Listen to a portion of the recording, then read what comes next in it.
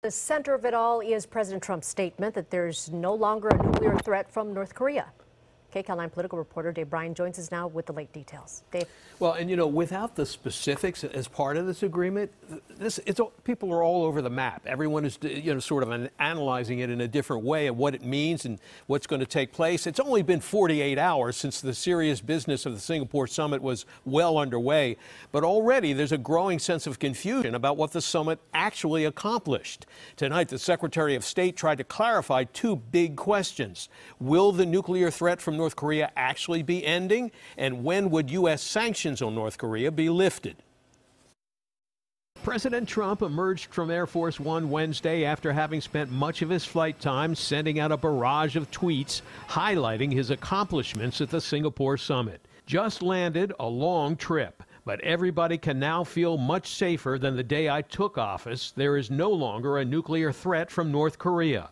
That declaration got a stunned reaction across party lines. Well, that would be hyperbole. The denuclearization of that certainly has not happened, nor is there any prospect that it will. No.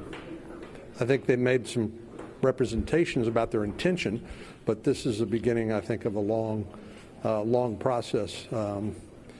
We're not at the end of the road, we're at the beginning. Even one of his closest advisors was not embracing the president's assertion that there is no longer a nuclear threat from North Korea. Obviously, that has to be complete, verifiable, and irreversible. That will take a while.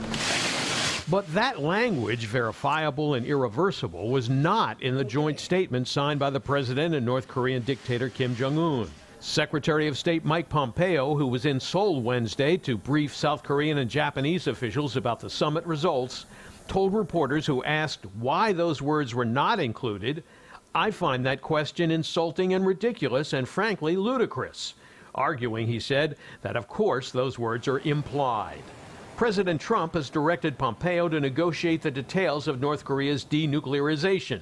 And Pompeo said Wednesday he expects a major disarmament by the end of the president's first term. At a news conference Wednesday night in Seoul, South Korea, Pompeo clarified two key issues. First of all, he said the president's claim that there was no longer a nuclear threat from North Korea was based on the discussions he had just had with Kim Jong-un and the expectation that the North Korean leader would be true to his word. When he talked about the reduction in threat that followed from that, it was with eyes wide open. He said this in his press conference. It could be the case that our effort will not work, but we're determined to set the conditions so that we can right this failure of decades and reset the conditions for North Korea's participation in the community of nations. Pompeo also clarified his understanding of when the U.S. might rescind the economic sanctions on North Korea. We're going to get complete denuclearization, and only then will there be relief from the sanctions. But that's not what Korean state news announced in Pyongyang.